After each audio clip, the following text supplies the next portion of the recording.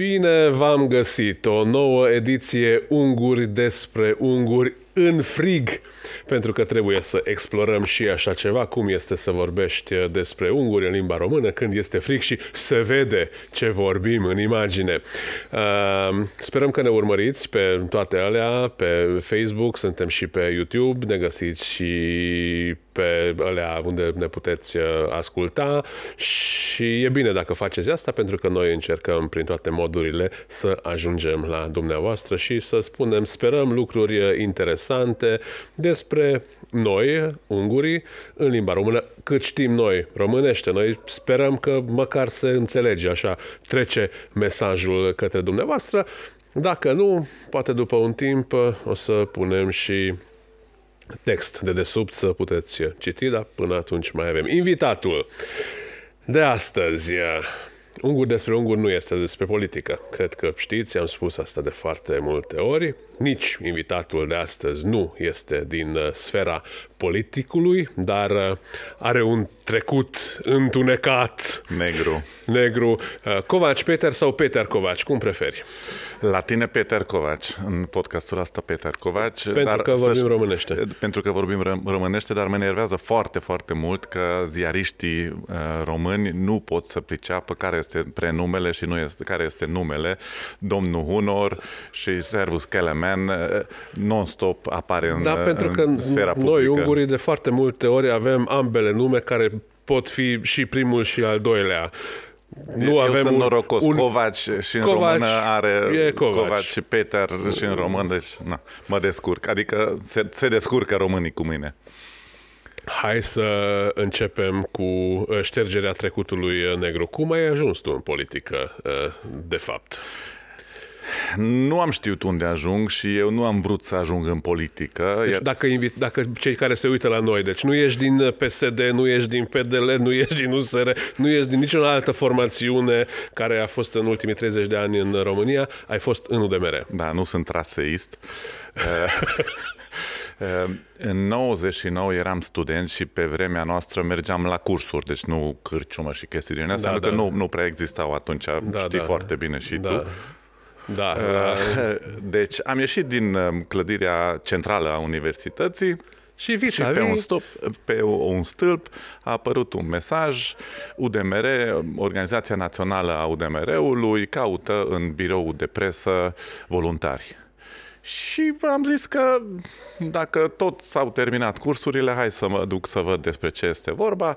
M-am dus, am fost vreo 20 de persoane și după câteva luni am rămas 3 și la un moment dat au venit la mine că n-ai avea chef să fii angajat. Și am zis, da, cum să nu?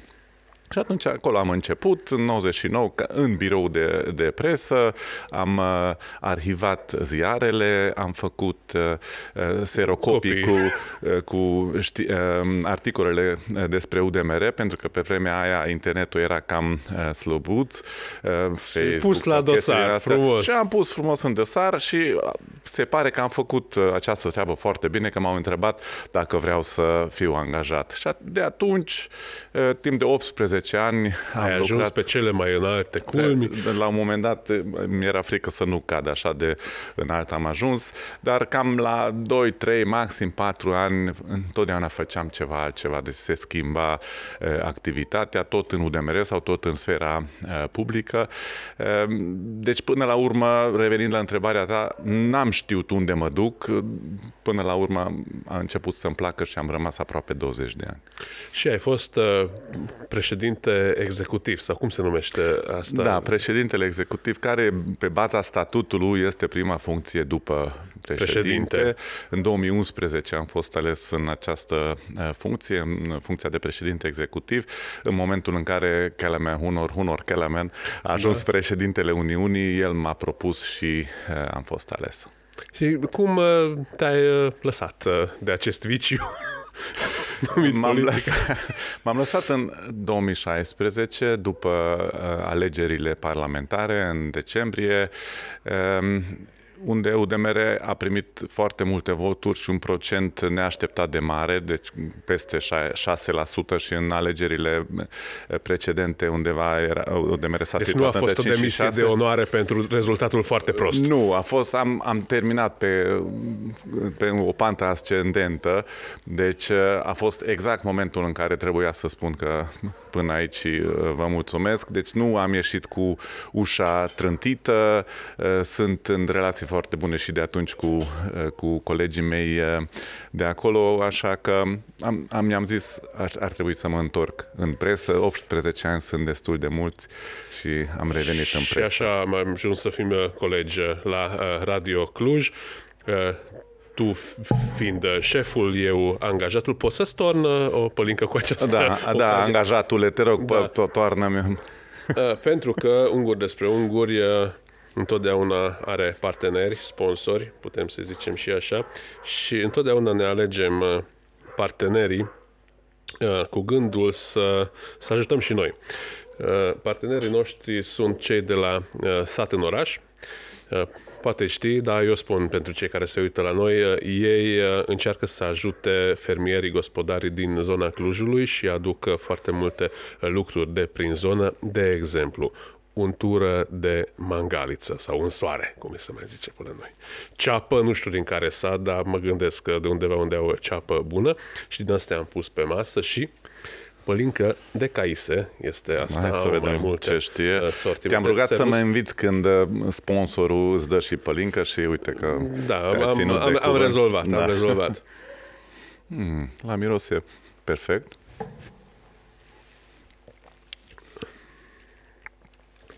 Bun. Eu până acum nu am găsit la ei chestii de calitate proastă, doar de calitate bună. Tu ești din Târgu Mureș. Așa este. Te-ai bătut cu românii. Da.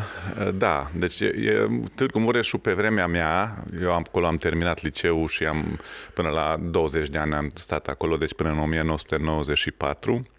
Era cam 50-50 și stăteam în cartierul Cornișa, unde Cornișa veche, partea veche a cartierului, stăteau mai mult maghiarii și în Cornișa nouă mai mult românii. Și jucam fotbal românii cu maghiarii și ne băteam din când în când românii cu maghiarii, dar mai mult spre fotbal. Despre fotbal. Am mers bătaia, când am luat bătaie de la români a fost când eram în studenție, au fost vreo 2-3 ocazii când am ieșit din cârciumă alergând, nu singur, ci tot. Dar acolo nu, fotbalul un alt sport. Un alt sport, alergarea în peisaj, când am început să alergăm prin Cluj. Care sunt punctele alea când se ajunge la bătaie? După consumarea unor pahare, sigur. Deci sunt sloganurile astea foarte multe, pe care le auzim de foarte multe ori. Du-te în țara ta și dacă nu-ți place la mine în țară, du-te acasă la tine în Budapesta, și de aici se ajunge foarte ușor la... Nu încerci să explici pe un ton foarte calm că de ce nu vrei să pleci tu în Budapesta. Da, dar deci în total vorbim despre 3-4 ocazii în 10 ani. Deci asta nu se întâmplă de fiecare dată când intri într-o și nu cârciumă. din senin, ci dintr-o cârciumă. Cum ai caracteriza cu experiența ta foarte vastă și din politică și din afară? Cum este relația dintre unguri și dintre români în România? Da, știu, putem să vorbim 3 ore, dar... Eu zic că în cotidian, în zilele cotidiene, nu este absolut nicio problemă. Nu este nicio tensiune pe stradă, între prieteni, între vecini, între colegi de serviciu. Nu cred că există tensiuni. Dar sunt momente în care apar aceste tensiuni. De exemplu, dacă eu mă duc la un meci al Universității Cluj și la absolut fiecare partidă aud afară cu unguri din țară, atunci tensiunea îmi crește. Și dacă pierde Universitatea Cluj, atunci mă bucur, pentru că știu că ăla din galerie se duce acasă și plânge, sau mai ales dacă CFR, echipa ungurilor, sau Șep și OSK bate U Cluj, atunci sunt și mai bucuros, știind că ăla este foarte trist din cauza ungurilor.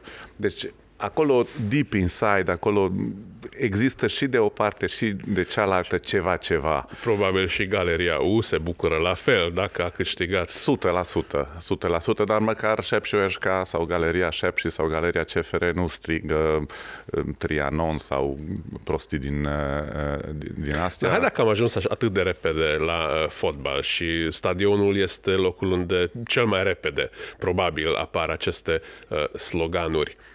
Tu crezi că există în fotbal sau în patronii de echipă sau în managerii de echipe de fotbal tendința să schimbe lucrurile astea, să nu se strige anumite lucruri, să nu așteptăm UEFA sau nu știu pe cine să dea o amendă că s-a strigat nu știu ce. Deci există o tendință să se împace cumva fotbalul sau în fotbal trebuie să se strige din când în când?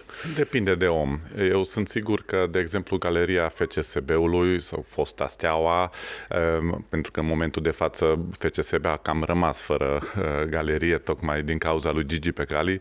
Deci Gigi Becali este omul care toarnă benzină pe foc și mai dă și pune și încă un chibrit.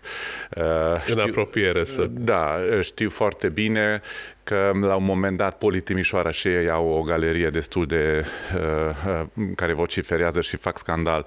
La un moment dat un jucător a bătut arbitru, Ganea, a prins arbitru de gât în timpul meciului. Poate că arbitru și a venit, da, 100%. Eu zic că Ganea a avut dreptate la momentul respectiv, dar a venit patronul și a zis că trebuie să înțelegem și pe jucător, pentru că tocmai a greșit arbitru. Nu poți să înțelegi jucătorul când ține de gât un arbitru, pentru că ei sunt persoanele, jucătorii, care sunt priviți ca o statuie, ca un role model de mii de tineri, mii de copii și nu poți să aperi un jucător în această situație. Deci de aceea zic că sunt cazuri și cazuri. Fair play-ul nu trebuie să fie doar între jucători, ci chiar și între jucători și arbitru.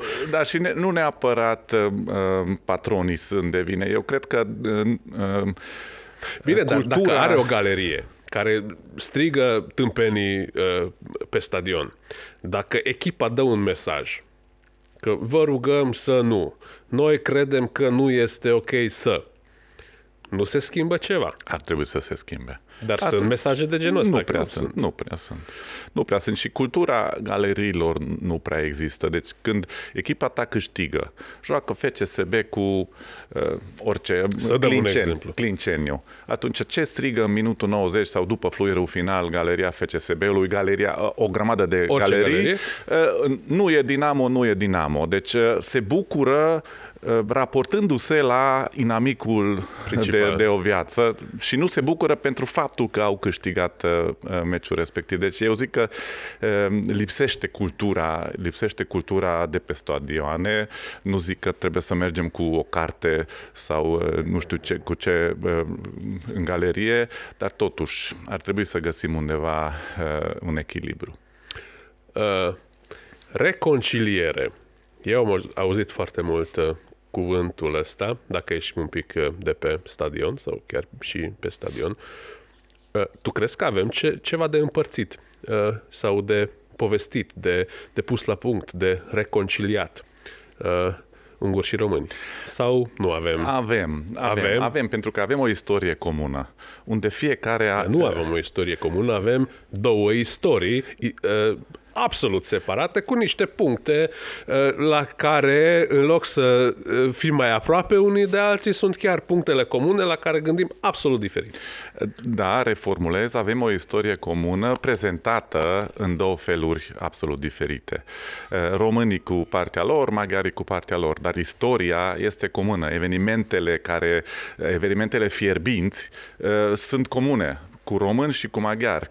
Aceste conflicte au existat și eu cred că dacă întotdeauna ne referim la trecut, atunci niciodată nu o să ne înțelegem bine, pentru că acele situații, acele probleme nu se mai pot rezolva. Ce facem cu istoria? Eu credeam că acum o să spui că ar trebui să vină istorici și români și unguri, să stea la o masă, să discute foarte mult și să ajungă la...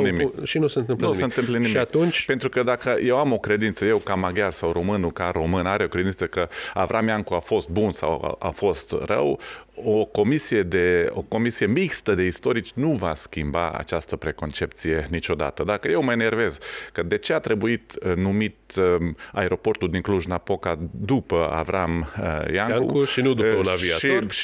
Și românul se bucură pentru că este mândru de Avram Iancu, nici o comisie mixtă nu va schimba această percepție. Dar cu toate acestea, cu toții vom pleca, ne vom lua zborul de pe același aeroport. Sau ne urcăm în mașină și mergem noi ungurii de la Budapesta. Nu mergem de pe aeroport, noi mergem pe jos sau călare.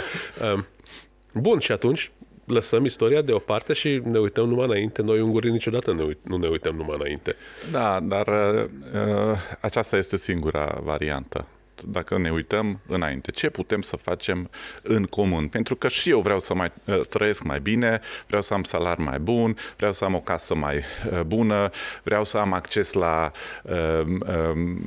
o vacanță mai frumoasă, etc., etc. Deci foarte multe dintre necesitățile noastre zilnice sunt aceeași, sunt comune. Copilul nu învață, nu pot să dorm pentru că plânge copilul mic, plânge noaptea, și la român și la maghiar. Desigur, noi, ca și o minoritate națională, avem așteptări în plus în ceea ce privește limba maghiară, educația în limba maghiară, da, istoria, vrem să ne cunoaștem istoria, religia este diferită, deci sunt câteva elemente în plus care apar la maghiari ca și o minoritate, dar eu cred că 80% din probleme și necesități sunt la fel. Deci de aceea spun că dacă ne uităm înainte, atunci nu ar trebui să fie o problemă. Este greu, da. Din când în când este greu. Cine poate să rezolve asta? Oamenii, politicul, sfera civilă, biserica? Mai prins. Cred că timpul. Dar totul se schimbă, mentalitățile se schimbă în generații. Deci eu când mă duc cu copiii mei la un parc de joacă și văd că mămica de 25 de ani bagă semințe la greu și aruncă petul sau aruncă plasticul de la chips, atunci mă gândesc ce se întâmplă cu societatea noastră. Acești oameni se urcă în avion pe aeroportul Avram Iancu sau se urcă în mașină și se duc oriunde în Europa să vadă. Și acolo văd civilizație. Acolo sunt civilizați. Când vin acasă, din nou cu semințele, din nou cu gunoiul. Deci și eu m-aș fi așteptat ca după 2-3 generații, începând de la 1990 să se schimbe, pentru că oamenii au văzut cum arată o țară civilizată și nu s-a schimbat. Ai deci și tu sentimentul ăsta. Eu am auzit asta și am și văzut asta, că dacă merge cineva, cum ziceam mai de mult, în Germania, dar mă rog, oriunde în Europa, și știe să se obișnuiască cu standardele de acolo, știe să se poarte exact ca un german, ca un italian, ca un spaniol, stă acolo 5 ani, 10 ani și vine acasă și nu aduce nimic. Deci se întoarce... Se pare că nu, sau aceste mentalități se schimbă foarte, foarte încet. Mai avem nevoie de 100 de ani sau mai avem nevoie de 50 de ani. Chiar dacă istoria noastră comună este foarte lungă, poate mai avem nevoie de atâta timp cât este în spatele nostru, nu știu. Da, dar știi, și Occidentul în 50 de ani va mai avansa 50 de ani și noi o să fim tot... Da, deci eu dacă aș avea o baghetă magică prin care să rezolv, nu știu care ar fi formula pe care să o zic. Nu știu care este... Care ar fi problema... Cum aș putea să rezolv această problemă cu aceste conflicte, deci să uităm istoria și să încercăm să mergem înainte împreună. Nu vreau să zic acum ceva patetic, dar revenind la faptul că problemele zilnice sunt aceleași, nu ar trebui să existe practic aceste probleme și aceste conflicte. Eu văd foarte multe proiecte de o vreme din sfera civilă, făcute de români, care au pe undeva și un ungur. pe cineva care face comunicare în limba maghiară. Crezi că există așa o deschidere care vine din altă parte decât cea cu care ne-am obișnuit, că sunt și unguri în Parlament sau nu știu ce, dinspre oameni de bine care se gândesc că hai să facem o deschidere și către. Da, și tocmai asta înseamnă pașii mărunți privind schimbarea mentalității, pentru că apar și la firme și în viața organizațiilor civice, NGO-uri. Da, tot mai multe persoane încearcă să deschidă către maghiar sau, dacă de pe partea maghiară, către români. Mi-amintesc că acum câțiva ani m-a sunat o firmă să-mi ofere servicii de televiziune și am întrebat, o firmă foarte mare, uriașă, globală, am întrebat, aveți canale în limba maghiară? Păi nu avem. De atunci m-au sunat încă de vreo 5 ori, au zis că au și am zis, îmi pare rău, dacă nu v-ați gândit că pe piața din România există 1,2 milioane de posibil consumatori. Stai să vedem că vine recensământul. Da, dar oricum peste undeva pe la 1 milion de oameni vorbitori în limba română și dacă ei maghiară, ei din start nu s-au gândit la acest lucru, înseamnă că pe mine nu mă interesează, nu m-au prins și degeaba au corectat acest lucru, la revedere, nu mă mai interesează. Și poți să trăiești așa, adică îți găsești până la urmă o altă televiziune sau putem vorbi și despre altceva, un magazin, nu știu ce, care va fi atent la tine și va comunica cu tine în limba maghiară sau până la urmă tot ajungi la chestia că eu vreau să cumpăr salam acum, dacă comunică bine, dacă nu. Da, oferta se diversifică, nu întotdeauna este primordială limba în care ți se comunică. Deci dacă eu sunt servit perfect în limba română și oferta unei firme îmi convine, atunci nu țin eu neapărat ca să mi se vorbească în limba română. Eu spun maghiară, da, scuze, invers. Asta zic eu ca și clujan, dar un maghiar din Miercurea Ciuc 100% sau din Sfântul Gheorghe altfel vede. Deci el vrea ca să fie servit către multinaționale. Noi, din România, nu suntem un bloc unit care gândim perfect la fel. Așa crede majoritatea românilor. Dar dacă te duci, de exemplu, în Harghita și vezi că ciucanul, persoana din zona Odorhei sau din zona Gheorghenului, cum se urăsc ei între ei, deci dacă vrei să treci de la unul la celălalt, trebuie să ai o secură cu tine pentru orice eventualitate să te aperi. Deci așa cum olteanul nu se iubește cu munteanul sau cu bănățeanul, exact același lucru există și între unguri sau secui într-un județ, într-un singur județ, există 3 lumi diferite, de exemplu, în Harghita. Hai să vorbim despre motociclete. În sfârșit am ajuns la motociclete. Asta am așteptat. Și apoi și la femei, nu? Deci, de obicei, astea sunt pașii. Am început de la unguri. Nu, de la politică. De politică, unguri, motociclete, femei. Bun, hai. Dar să rămânem la motociclete. Okay. Odată. Câte motociclete ai? În momentul de față 2. Ai vândut una? Am vândut una. De ce iubești tu așa motocicletele? Ce înseamnă să fii motociclist? Cred că am în sânge, pentru că bunicul meu a avut motocicletă. Eu, până când am împlinit 4 sau 5 ani, am locuit împreună cu părinții mei și cu bunicul. Deci întotdeauna vedeam motocicletele, întotdeauna bunicul meștera ceva trebuia făcut la motocicletă, pentru că erau de obicei motociclete foarte proaste și știu încă poveștile din familie, așa cum tatăl meu și fratele tatălui, când erau tineri, cum mergeau cu motociclete rusești până la Marea Neagră și nu știu ce și ajungeau, nu știu în câte zile, dar ajungeau cumva și cum se strica și făceau rost. Nu se găsea nimic, dar totuși făceau rost de piesa care trebuia acolo. Și era pe undeva absolut normal ca prima mea motocicletă să fie cumpărată exact când am împlinit 18 ani, când mi-am luat bacalaureatul, din banii de pe bacalaureat m-am cumpărat o motocicletă. Deci întotdeauna în capul meu era că eu trebuie să am motocicletă și asta a fost în 92. Atunci mi-am cumpărat prima motocicletă din Ucraina, de la ruși, așa ziceam noi, piața rusească. Erau de fapt sau moldoveni sau ucraineni, dar pentru noi era ruși. Și de atunci am avut, cred că undeva pe la 15 motociclete în timp. Acum sunt numai 2, dar am avut 3. Deci, cumva, libertatea despre care se vorbește când ai o motocicletă, atunci asta este cuvântul cheie, libertatea. Poți să pleci, poți să ieși, nu destinația este importantă, ci drumul este important.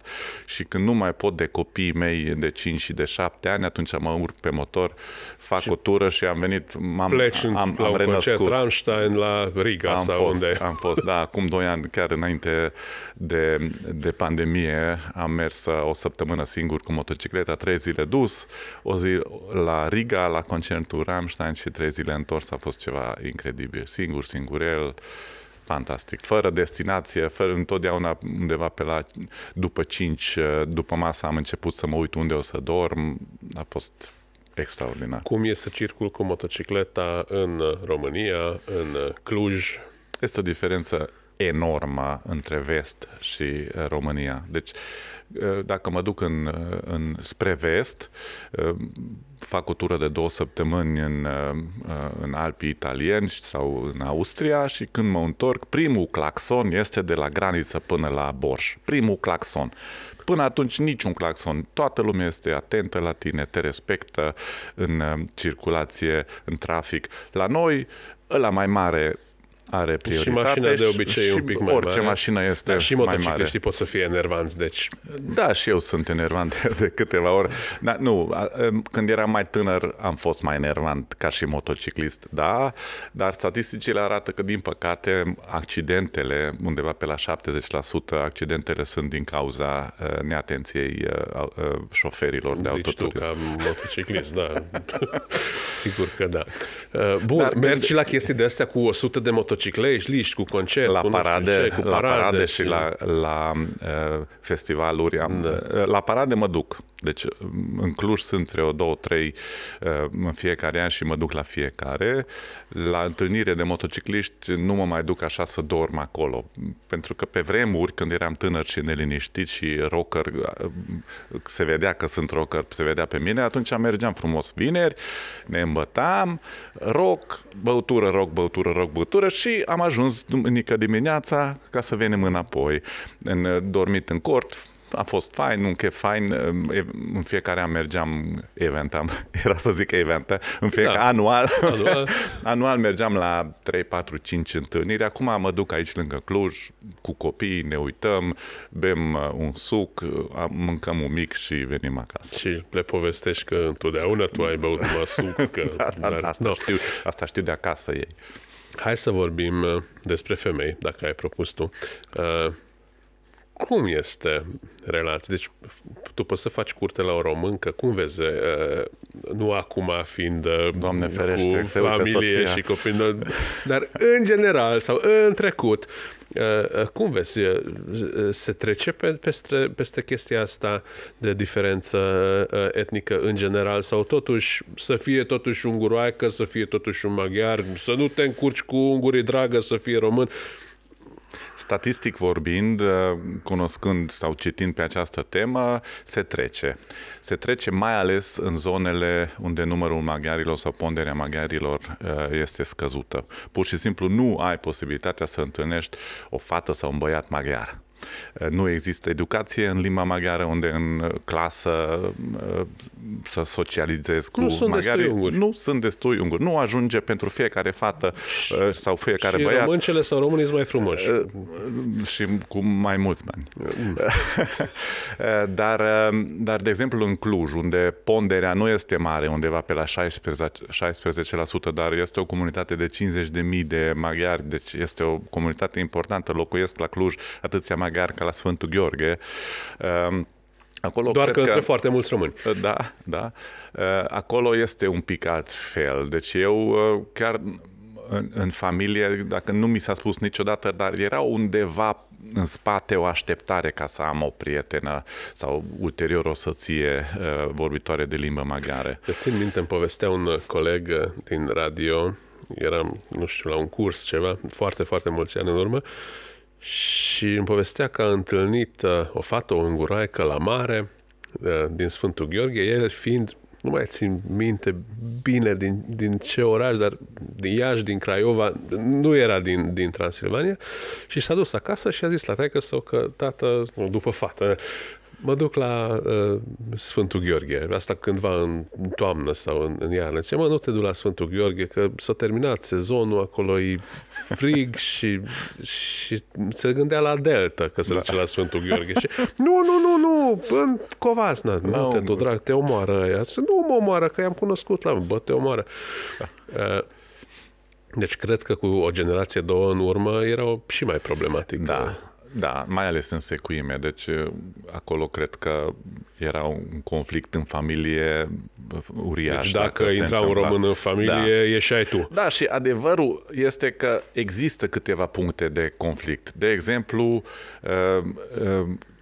în ce școală, în ce limbă va învăța copilul? Când facem Paștele. Facem de 2 ori. Da, de care biserică o să aparțină copilul sau unde ne căsătorim, la ortodox sau la noi, la unguri. Deci există câteva probleme care, dacă nu sunt rezolvate în familie cu înțelegere și cu deschidere, atunci poate să fie o problemă reală. Ca să nu vorbim despre o întrunire de familie mai mare și eventual piperat un pic cu un meci de fotbal româno-maghiar. Da, dar îți dați seama, la o întâlnire de familie, 15 oameni, un român. Și atunci toată lumea vorbește limba română ca ăla singur să înțeleagă. Hai să vorbim despre asta, pentru că experiența mea este că dacă este așa o gașcă de, nu știu, 5-10-15 oameni, unde este un român, o vreme toată lumea este amabilă și vorbește românește, dar cum se gată berile, așa se trece automat la...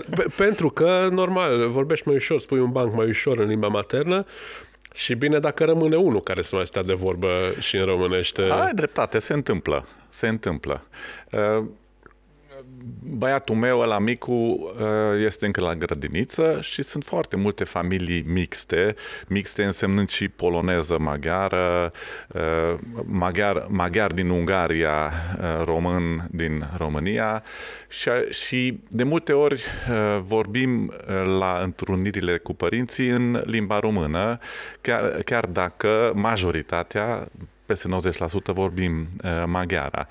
Și din când în când, este o gașcă foarte faină și îmi place să mă duc cu părinții de la grădii, dar din când în când îmi pun problema, stai, eu de aceea mi-am înscris copilul la o grădiniță maghiară ca să fie într-o comunitate maghiară. Dar, din fericire, sunt deschis la minte să nu fac din asta o problemă, mai ales, chiar săptămâna trecută am fost am ieșit cu părinții și se vorbea germana, engleză, poloneza, română și maghiară.